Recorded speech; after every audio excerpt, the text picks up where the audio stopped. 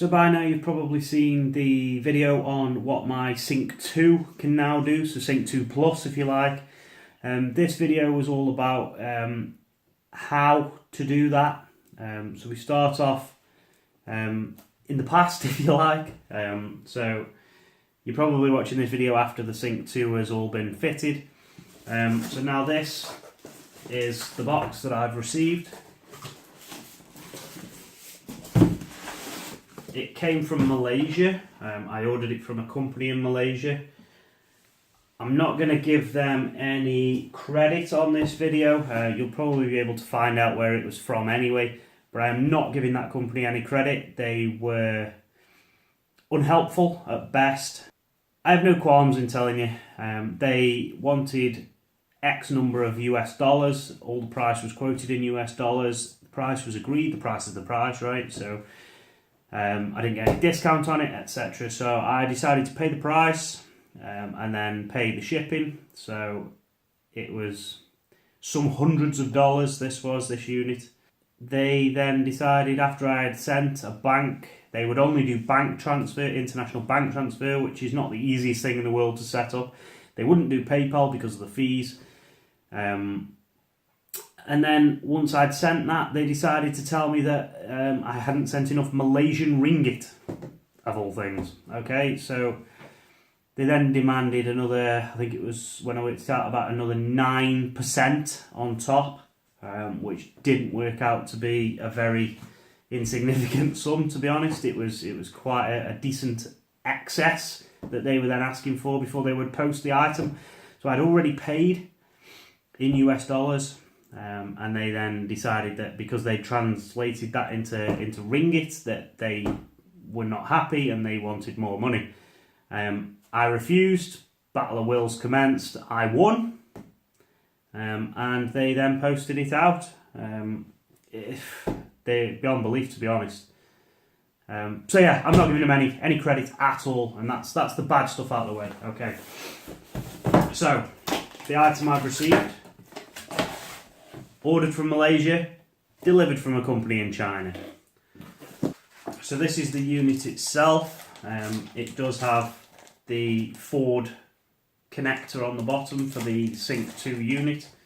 All the cables that will have to go into it, plus more, plus more,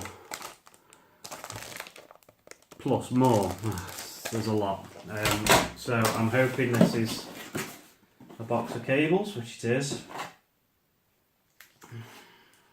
Yeah.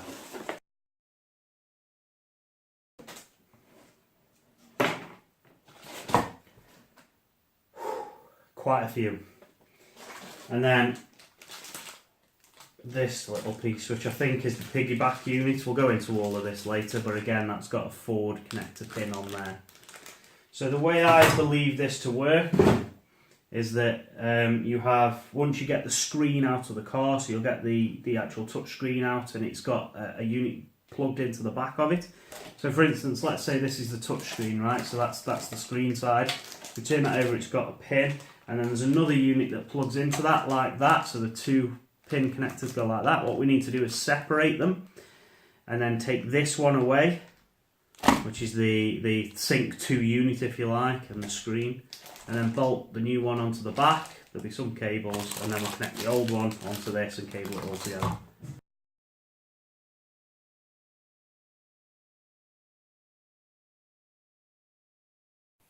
Okay, so I've got the sync unit out of the car.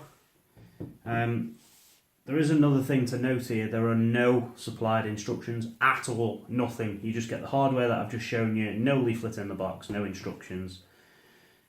So you're pretty much blind. Now, I have tracked down, this is not from the company I bought it for, I have tracked down a installation diagram. No wording to it on how to install, but I'll flash that up now. And that's what I'm going to be following. So we'll start by taking the unit and we'll remove this portion from this portion. So we need a T20 hex.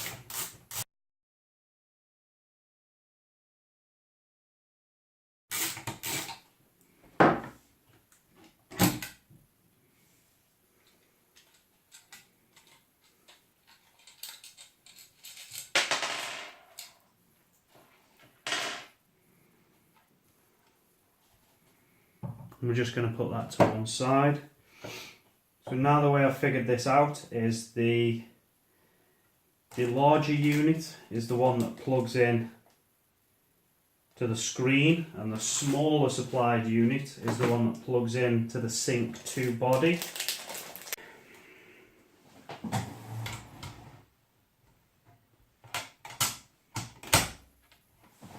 That clips into place.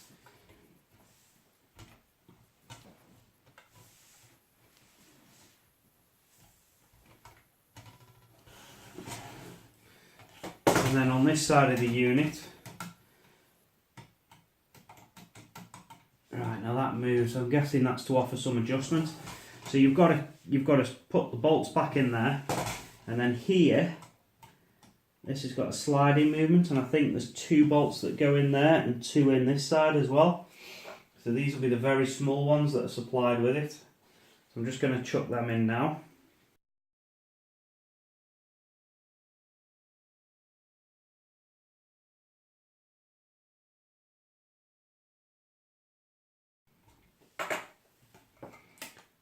So that's the first half done. Now we're going to move on to the second half, and this is the original Sync 2 unit. And we're going to attach this new piggyback unit onto that.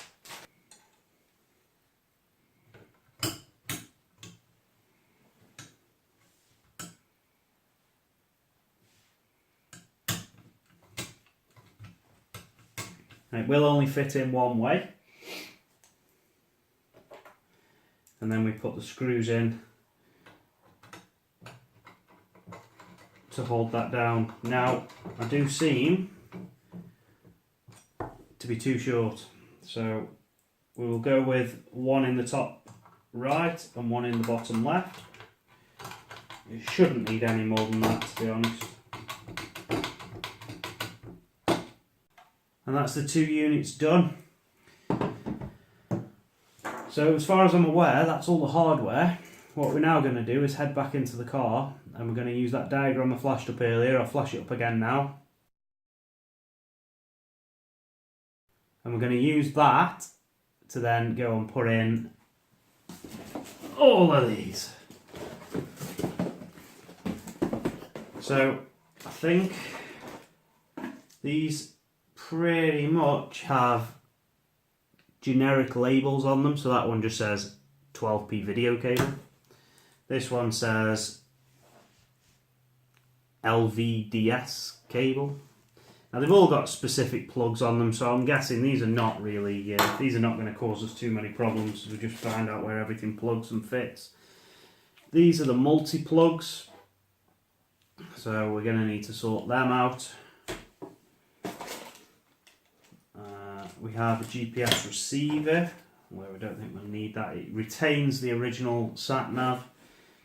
We then have an HDMI to micro USB, I think that's for the Android mirroring. We then have a HDMI cable, which gives us a HDMI. That's a nice little surface mounted socket, so we've then got a socket for HDMI in. We've got another one for USB and auxiliary video connector, so again we get a nice surface mounted USB. And then we've got the connector for the back of the screen, so that there will be, I assume, between these 2 units here. Yeah, exciting cabling times then, eh? So we'll go and do that now. Okay, so this is the major loom that you're going to have to fit. I've laid it this way just because it's easier to envision. So we'll go up this side. This one here is going into the main factory connector here. These 2 are going into the new Sync Plus unit, if you like. And these 2 are the brake loom, if you like, for this socket here. So this socket will come out, this one will go in, and then the socket that has come out will go into here. So it's just like a piggyback. Following it down, you've then got one more major connector, which is the other end of that. So that is the factory connector to the screen. and that goes into the other end of the original sync unit, which will now be hidden behind the glove box. So that's the major loom. There are a lot more to do after that, but we will try and get that one in now, and then I'll show you how far we've got. So the next thing is to put the original sync unit somewhere behind the glove box. All of these cables here need to feed up through and out where the screen is, and then that multi-plug there, which is off the big loom, goes into that socket there. So we'll get that plumbed in now. So once that's out of the way and wired in, we're just left with these 4 connectors here. These are for the back of the new sync unit on the back of the head screen. And I'll just show you, get my torch, I'll show you where I've put the old sync 2 unit with the piggyback connector. That's that silver box there. It wedges in quite nicely behind the dash. Have to see how we go in terms of rattles, etc., but I think it should be fine. I mean, it's pretty stable. It's tucked up out of the way. So I think next is to connect the screen back up and all the accessories as well, because all them need wiring in, things like the HDMI port, the USB port, and the new GPRS or GPS module.